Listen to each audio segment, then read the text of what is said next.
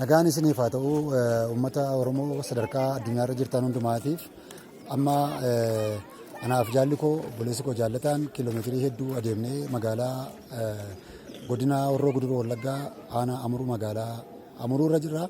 Akkuma ilaalaa jirtan uummata haala garaagaraatiin dhimma nageenyaa finxaaleeyyiin naannoo Amaaraa uummata keenya buqqisan deeggaruudhaaf asitti argamnee jirra. Kanaaf amma namoota haala isaan mudateef rakkina isaan keessa jiran namoota tokko tokko yeroo itti haasofsiifnu ta'a. Kanaaf akka nu hordoftan barbaanna.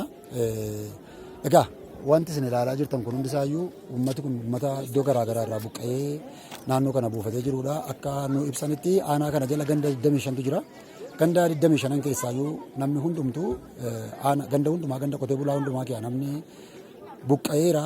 Karaa kanarra yeroo deemnee dhufnu immoo kallattii hedduun manni namaa onaatu jira, inni kaan gubatee jira. Karaa irratti illee nama arguun amma nama yaaddessutti magaalaa Saqalaatii kaasee amma magaalaa Jaarragaatti illee nam tokko utuu hin argin mana moofaaf mana cufame duwwaa qe'ee keessatti tuufoon biqile duwwaa ilaalaa dhufne karaansaa baay'ee karaa badaadha.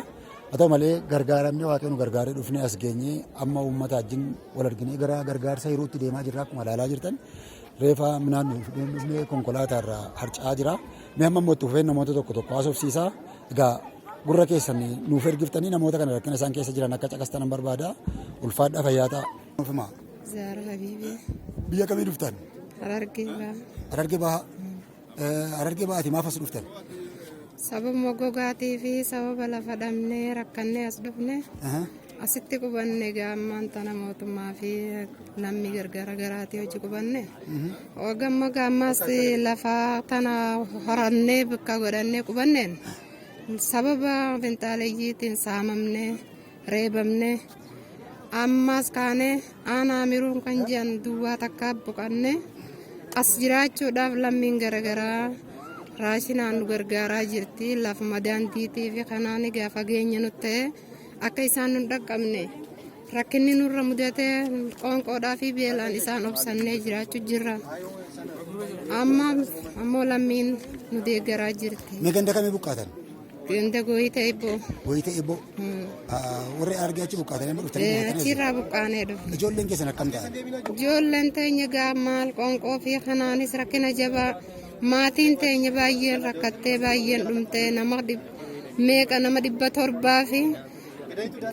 720 buqqaanee biyyarraas quban. Harargee kan dhuftan? Harargee kan dhufne.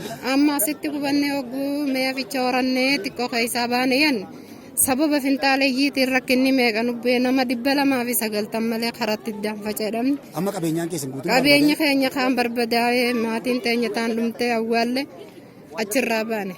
Mataa kiyyaaf horii 23 nama awwaaleetiin beene. Horii 23? Horii 23 dhabe mataa nama awwaalee agamsa irratti achirraa baane. Maatiin teenya dargaggoon nama meeqa kan jenne nama 10 irra caala achitti awwaallee baane.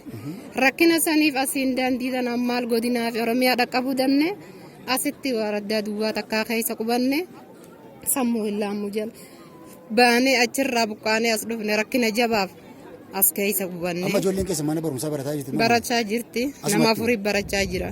Nama 4 kana maaliin gargaartan? Maal gargaarra gargaarsuma lammiitii fi kana kanaan faxarsiisaa gargaaraa jirra malee. Kanuma namni isin deeggaruun ijoollee barsiisaa jirtan? Meeqaa waa'ee daandii kana amma daandiin shaamboo asitti baay'ee rakkisaadhaan iyyuu kaleessa gidiraa meeqaan dabarree dhufne waan amma dimshaa kana walitti qabaatee dhaammadhaa mootummaattis haa ta'u. Akka amma lammiin ala adda addaa bakkummaan nu gargaartee nu faxarsiisaa nu hin jirtu daandii tana rakkinni isaan nu dhaqqabanii lubbuu teenya baraaruu hin dandeenyeef lafa daandii tanaan rakkoon nurra ga'e malee barbaachisanii yaadanii lammiin gosa gosaa lammiin adda addaa nu deeggaraa jirti. Bakka daandii tanaaf bara nu dhaqqabuu dhabanii rakkinni nurra ga'e. Amma nuti waldaa gargaarsa Oromoo irraatii deeggarsa isiniif finnee dhufne. Deeggarsa kana immoo kan isiniif ergan uummata Oromoo biyya Ingiliz UK jiranidha. Mee isaaniin asumaan galateeffadha. Bakka lammiin teenya garagaraa bakkuma isiin jirtutti Rabbiin guddoo isaan firraa quban qabne akkuma isaan nu yaadanitti isaan yaadu isaanuma kana galatoonfannee lubbuu teenya baraaranii nu dhageenii nu laaluun tunu baay'ee gargaarsa guddaa isaan gargaarfannee isaan kana galatoonfannaa isaanuma kana guddootti nu waakannu isaanuma kana nu waa jiraachisu lammii teenya tan. Fayyaa ta'a isin eebbisu.